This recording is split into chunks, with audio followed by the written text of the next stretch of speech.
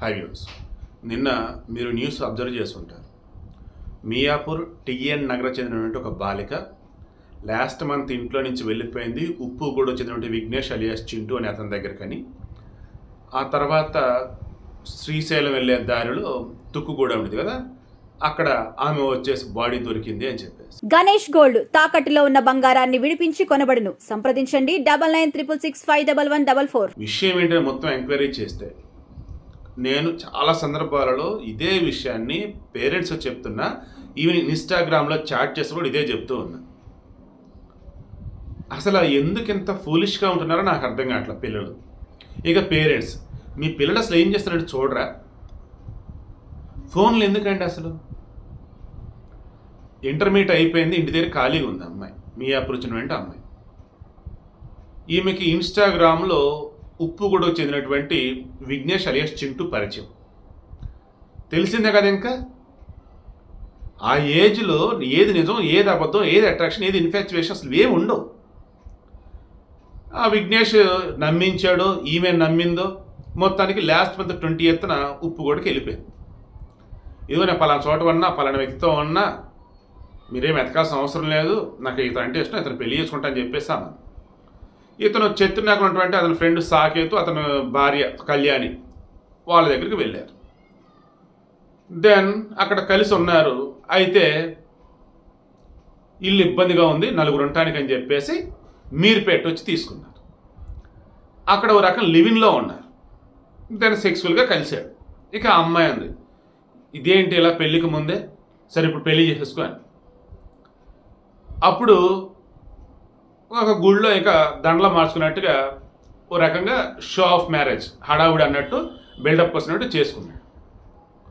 ఇక ఆ తర్వాత ఆ అమ్మాయి ఏమంది, ఇలా కాదు, ఇది అయిపోయింది ఓకే, మన సెక్సువల్ కలిసాం కాబట్టి ఇలా చేసుకున్నాం ఓకే, బట్ అఫీషియల్గా మా పేరెంట్స్ చెప్పి మీ పేరెంట్స్ చెప్పి చాలా గ్రాండ్గా మనం పెళ్ళి చేసుకుందాం అని చెప్పేసాను. ఇక దాంతో ఏదోటి చెయ్యాలి, ఏదోటి చేయటువంటి కింద అయితే వీడు వెళ్ళిపోవాలి, లేదా ఆమెను వాళ్ళ ఇంటికి పంపాలి, కాదు కూడా అంటుంది. ఇంకా చంపాలని డిసైడ్ అయ్యాడు. ఇక గోడకి వేసుకొట్టి దారుణంగా చంపేసిన తర్వాత బాడీని ఈ నెల 10వ తారీఖున 8వ తారీఖున నవంబర్ 8వ తారీఖున ఈ శ్రీశైలం హైవే వెళ్ళేదారిలో తుక్కుగూడ దగ్గర ఈ ప్లాస్టిక్ గూడెం లాంటిది ఏదో ఉండిద్దట. ఇక అక్కడ అనేసి పైన ప్లాస్టిక్ రిమైనింగ్ మొత్తం కప్పేశాడు. ఇంటికి వచ్చిన తర్వాత, మీ అమ్మాయి మీ దగ్గరికి ఏమైనా వచ్చిందా? నా దగ్గర లేదు, ఫోన్ స్విచ్ ఆఫ్ వస్తుంది, ఏమైందంటే నాకు తెలియట్లేదు అని చెప్పేసి అంటే వాళ్ళకి డౌట్ వచ్చింది. మా అమ్మాయి ప్రతిరోజు నాతో మాట్లాడింది, నీతో పెళ్లి చేసుకున్నాక ఫోటోలు కూడా నాకు పెట్టింది, వాళ్ళ అక్కకి పెట్టింది, ఇప్పుడేంటి అకస్మాత్తుగా అంటే, అరే నాకేం తెలియదు కదా, అందుకే కదా మిమ్మల్ని అడుగుతుందని చెప్పేసి అన్నాడు. వాళ్ళు పోలీస్ కంప్లైంట్ ఇచ్చారు. పోలీస్ కంప్లైంట్ ఇచ్చిన తర్వాత వాళ్ళ డౌట్ కూడా ఈ చింటూ మీదే. పోలీసులు ఆబ్వియస్లీ గతంలో చాలా సందర్భాల్లో చెప్పారు, లవర్స్ అయినా, ఇల్లీగల్ రిలేషన్ అయినా, ఎక్స్ట్రా మ్యారిటల్ అఫైర్ అయినా, పెళ్లి చేసుకున్న వాళ్ళైనా, భార్యకైనా భర్తకైనా, వాళ్ళిద్దరు ఎవరికి ఏ చిన్న తేడా జరిగినా ఫస్ట్ అవతల ఉన్న వాళ్ళే, అంటే భార్యకి తేడా జరిగితే భర్తని, భర్త తేడా జరిగితే భార్యని, ఈ వేళను వాళ్ళు ఫస్ట్ విచారణ సాగింది. ఇవి మీ సినిమాలు కూడా చూస్తుంటారు, సీరియల్స్ కూడా చూస్తుంటారు. సో ఇప్పుడు విషయం ఏంటి, ఆ వేలోనే వీడు విచారణ రారా అబ్బాయి అన్నారు. వీడు వచ్చేసి ఇంకేందుకు వస్తున్నా అన్నాడు, ఫోన్ స్విచ్ ఆఫ్ చేశాడు, జంప్. ఇక వెతికారు మొత్తాన్ని పట్టుకున్నారు. విచారణ చేసి తెలిసింది ఏంటంటే వీడే చంపాడు.